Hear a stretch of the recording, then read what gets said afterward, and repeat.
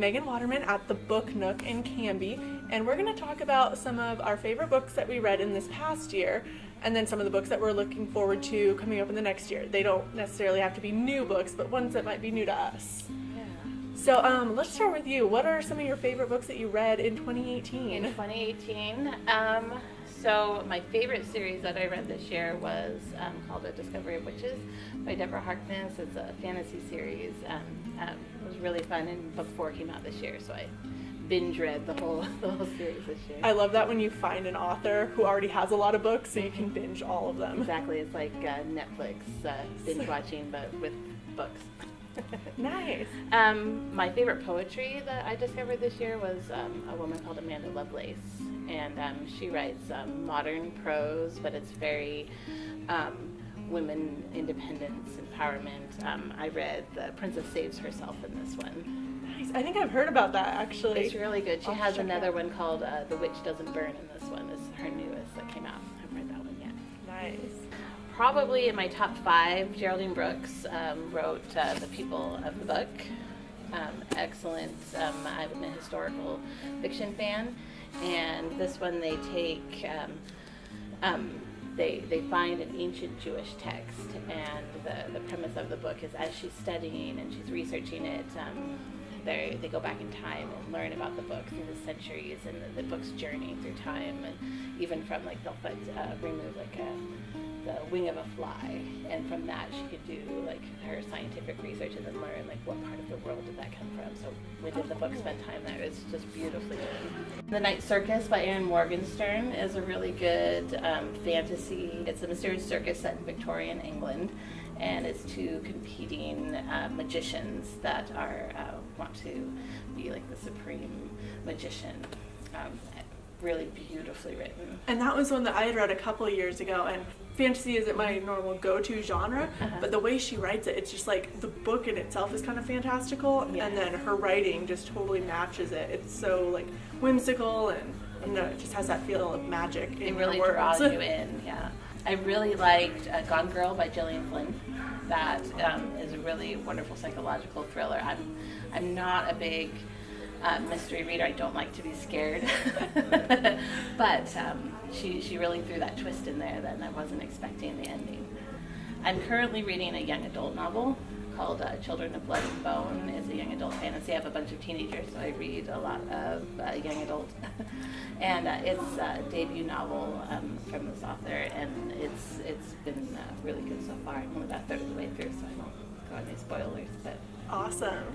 Well, Gillian Flynn also made my list. I read all 3 of her books this year for the first time, and previously I'd seen all of the TV and movie adaptations, so this is the first time I was going into it having seen how the stories played out, but it was great seeing the book version, because it has all those different nuances and goes a little more in depth. The one that I probably liked the best was Sharp Objects. It was just like a total page turner. Like you said, her mystery is really good. Sharp Objects is about a journalist who returns to her hometown to document the murders going on there. And it's also a great family drama because she's got a very complex relationship with her mom and her half-sister. So it's more than just a mystery. So I like that about it. And then another book that I liked that was nonfiction was Outliers by Malcolm Gladwell. It's just this really fascinating book about how success happens. A lot of people think it's like you work hard, you get successful, but a lot of it has to do with external factors, like as minute as what month you were born sometimes. So it's just all of this really fascinating studies and research. And he writes it, like, either he writes it really well or he's got a great editor, because it's very readable even if you don't like statistics. So I think there's something in there for everybody. And then another fiction one that I liked was A Man Called Ove by Friedrich Bachmann. Have you read that one? I have read that one. Very it's good. So sweet. When I was describing it to somebody else, I said, you'll laugh, you'll cry, you'll turn to page 2.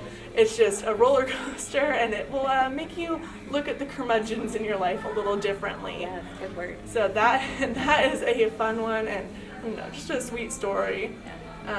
He has a couple great Beartown. I loved Beartown. So yeah, I just love that author. what are we looking forward to reading next year? Oh gosh. So there's a couple like fun things coming out next year. A couple are currently on my to-read list.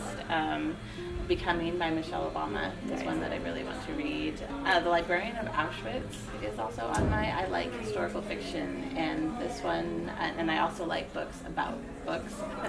And so this is about based on a true story of a young girl, and someone has snuck eight books into the concentration camp, and she becomes kind of the keeper of these books, and in secret they read and they hide. So that's definitely top of my list for next year. If you like Gillian Flynn and Gone Girl, there's a new author out called Annie Ward, and that same psychological suspense thriller is called Beautiful Bad, and they're definitely touting it as very similar to Gillian Flynn's writing style. So I'm excited for that. Big shoes to fill. Yeah. But no, that's exciting. I love finding new authors that kind of remind me of the same vibe as another author I like. Yeah. If you're a young adult fantasy fan, Sarah J. Maas has been writing young adult fantasy, Court of Thorn and Roses, Throne of Glass type series, and she's doing her crossover into her first adult fantasy novel this fall, and so people have been really excited about that one as well. What are you looking forward to reading? I think actually that ties in well to the young adult crossover one. One of my longtime favorite authors is Maggie Stiefvater.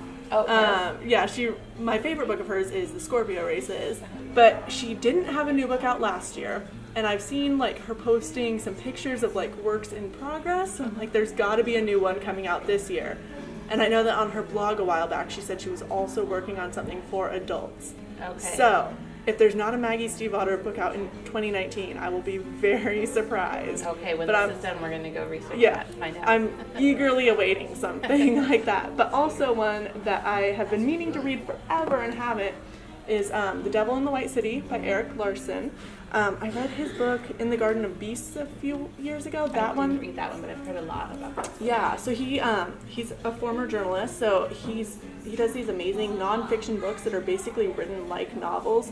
I mean, he goes through everybody's letters and all of their correspondences and basically crafts a first-person narrative. So this one is about in 1890 something in Chicago, the serial killer and the famous architect. So I'm really interested to see how that plays out. Nice. It seems really interesting, and just, I don't know, it's fun nonfiction. You like to read about journalists? I do. Yeah, maybe that's my thing, reading about I think journalists. so. And then the other one that I'm really looking forward to that I know is coming out in 2019 is a new Michael Kurita book, and I loved two of his books that I read this past year.